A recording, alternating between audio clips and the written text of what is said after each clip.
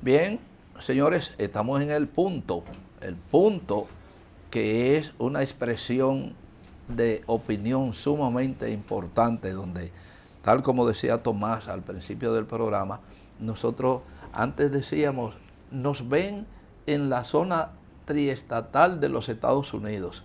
Hoy decimos, nos vemos en toda parte del mundo. A nosotros nos están viendo en Bosnia, nos están viendo en Ucrania, nos están viendo en Rusia. Sobre todo donde quiera que haya un dominicano. Que haya un dominicano. Señores, ahí se ve el punto. Y nosotros orgullosos de esa situación.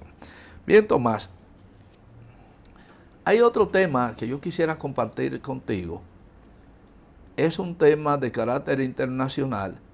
Antes habían, en los noticieros radiales se decía, internacional de interés local.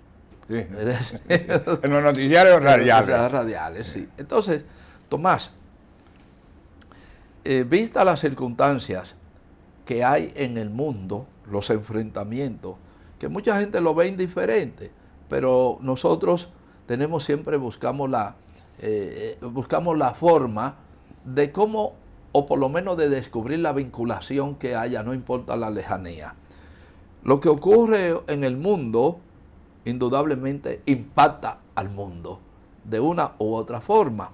Esta diferencia, para llamarlo así, siendo optimista, entre Rusia y Ucrania y otros países, pues indudablemente que nos lleva a tener una reflexión y a buscar fórmulas nacionales que nos permitan mirarnos en el espejo que nos corresponde.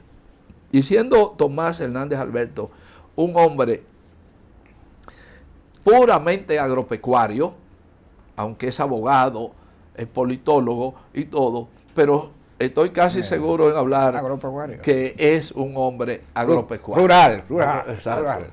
Y dentro de esa nos encontramos tan identificados, porque los años que hemos estado de una u otra manera en el mismo objetivo, porque me permito hacer una disquisición muy sencilla.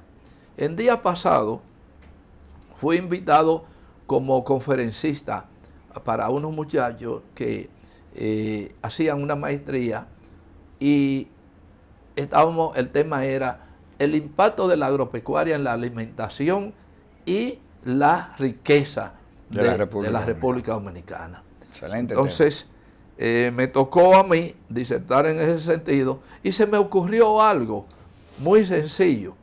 Y fue que ordené una comida con todos los ingredientes nacionales que nos corresponden, que conocemos todos. Entonces, lo senté y le dije, bueno, vamos a comer, pero yo antes, en esta bandeja, quiero que ustedes depositen todo lo que sea agropecuario. Ustedes lo van depositando aquí en esta bandeja. Entonces así comenzó uno y sacó el arroz, sacó la habichuela, pero se quedó con la carne. Digo, no, échamela aquí también, ¿sabes? Y échame la ensalada. Y al fin, cuando fuimos sacando todo lo agropecuario, entonces él abre los brazos y dice, ¿y qué como? Digo, el plato. Y tal vez hoy en la tecnología hasta el plato se come porque es de origen agropecuario. Es decir, es la base fundamental de nuestra economía y la riqueza alimentaria, que es lo fundamental, pues tú puedes vivir sano, analfabeto todo el tiempo, pero no sin comer. A ti te ponen una semana sin comer y no se va a reflejar si está alfabetizado. Bueno, o no. El flaco puede sobrevivir.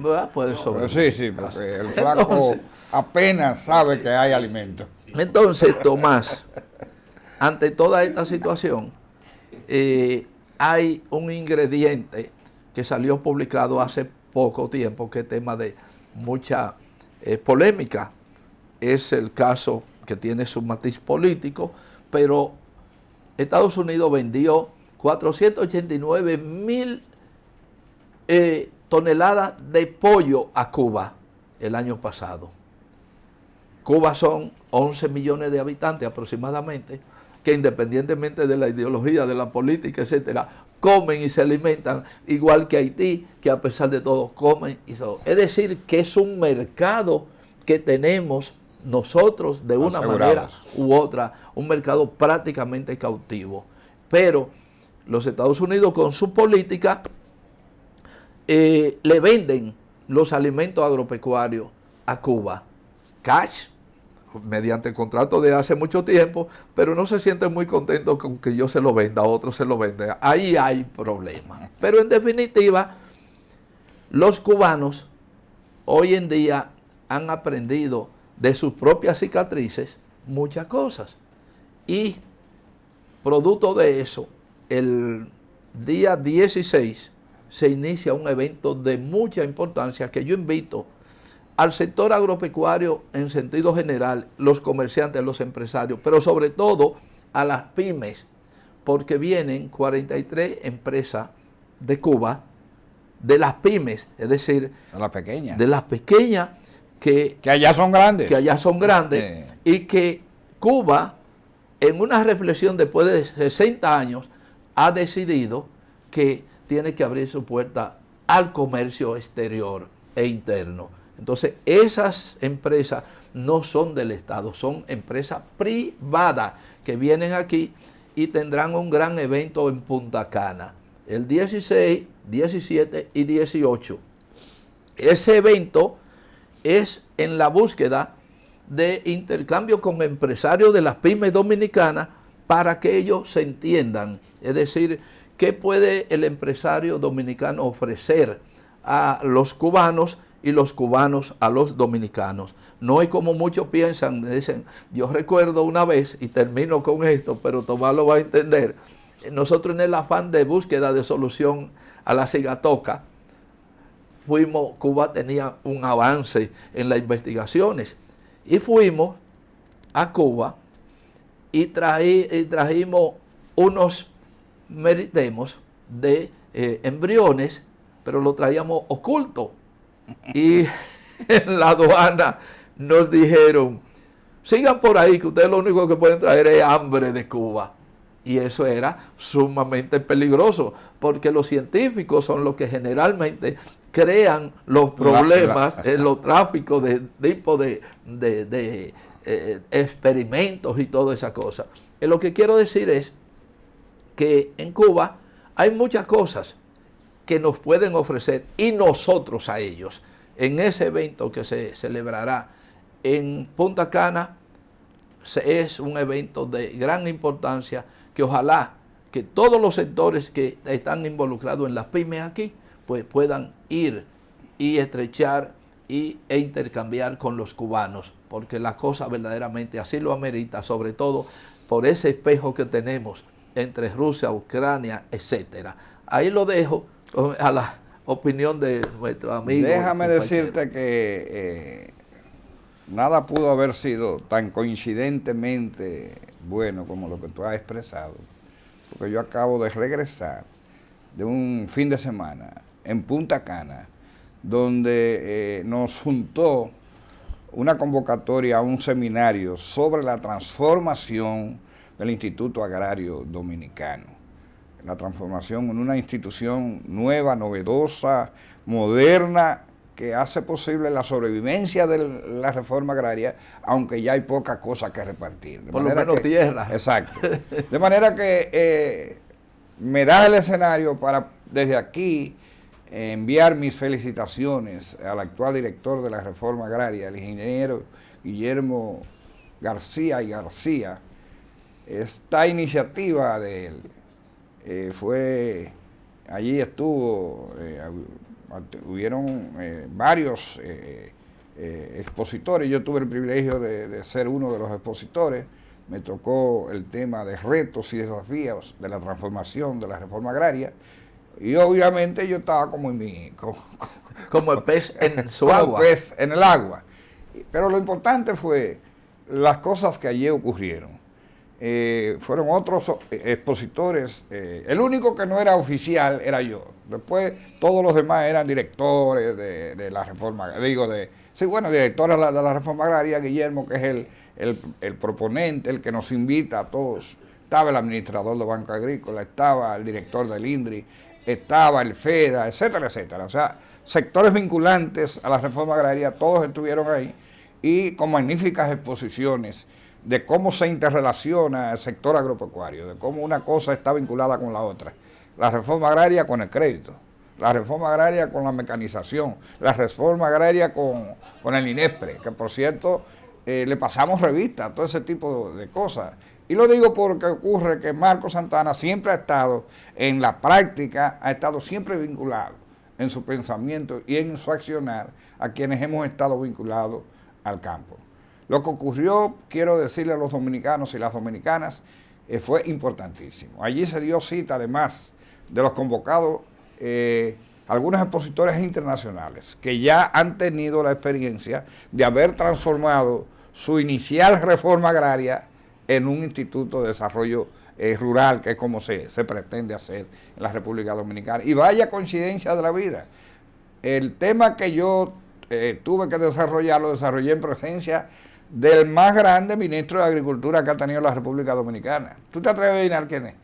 Bueno, Hipólito Mejía. Hipólito Mejía. El más grande. El más grande. El más grande. Claro. Es decir, no, el ícono de la la República Dominicana en términos de administración agropecuaria, y ahora expresidente de la República. Imagínense, yo no iba preparado para ese escenario. Yo iba preparado para un escenario donde iba a tener a mi lado compañeros de trabajo, iba a tener a mi lado alumnos en la universidad donde he dado clases por tantos años, pero de pronto me encuentro con que uno de los que iban a estar ahí o que estaban ahí era el presidente Hipólito Mejía. Quien es además de presidente, yo le llamo a los expresidentes presidente, indudablemente que uno de los más exitosos técnicos del área agropecuaria. Es lo que te digo, el mejor ministro de Agricultura que usted puede ser PLDista, puede ser reformista, puede ser de la Fuerza del Pueblo, puede ser lo que usted quiera, y nadie le quita a Hipólito haber sido el ministro de Agricultura más famoso y mejor que ha tenido la República Dominicana. Así es. ¿Entiendes? Bueno, pues Hipólito estaba ahí y naturalmente yo hice una disertación que no podía enajenar la presencia de Hipólito. Yo tenía que darme cuenta que estaba frente a un hombre, primero, que había sido presidente de la República, y segundo, que había sido el mejor ministro de Agricultura. Hice un gran esfuerzo, alguna gente dice que quedé muy bien, pero lo que quiero decir de esto fue además, que la presencia de Hipólito le dio una dimensión diferente a ese Congreso. No es lo mismo hablar en un escenario donde se encuentre Hipólito Mejía o donde se encuentre Marcos Santana, por lo bueno que sea en la crónica, en la crónica agropecuaria. Pero te cuento que no solamente estuvo Hipólito. Al otro día estuvo, y por primera vez en este tiempo que tiene en el gobierno, tuve la oportunidad de compartir por un rato con el presidente Luis Abinader, que fue el domingo al evento. Lo que significa que para el gobierno ese fue un evento excepcional, porque muy difícil que se junten en un mismo evento, aunque no fuera en un mismo día, tanto el presidente actual como el presidente Hipólito Mejía. Muy difícil. Muy difícil. Bien. Y además todo el mundo sabe que con ello está presente, compactado, el liderazgo de una organización que es el liderazgo del PRM. Allí yo le decía a mi amigo Marcos lo que ya ustedes saben, que en estos momentos yo presido un movimiento que se llama Poder para el Pueblo, cuya misión fundamental es trabajar para la continuidad del gobierno de Luis Abinader. Yo lo conformé junto, he tenido un éxito absoluto y evidentemente cuando me encuentro con el presidente Luis Abinader, lo primero que me dice, me saluda con afecto y me dice en presencia de todos los que están ahí, Tomás, tú estás en tus aguas aquí, toda esta gente te quiere muchísimo. Sí, entonces, un ambiente de distensión agradable, ¿entiendes? Alguien me dijo a mí el día pasado que yo estaba ponderando eso mismo, la continuación de Luis Abinader, en términos, al menos en el derecho, donde me dijeron, Marco, ¿y desde cuándo tú eres reeleccionista? Y le dije, todo el tiempo, porque yo he sido De lo todo bueno. el tiempo reeleccionista. Desde que llegó el PRD en el poder, ya yo tenía la visión de que este país hay que modificar algunas cosas, porque 4 años no es suficiente, para un presidente en este país. Y mucho más, y lo vamos a hacer en el segmento que viene, analizar por qué. Porque ahora nos están haciendo señas. Félix hace tiempo que me dijo que sí, que se había ya están que ir. casi llevando. Nos vamos y volvemos.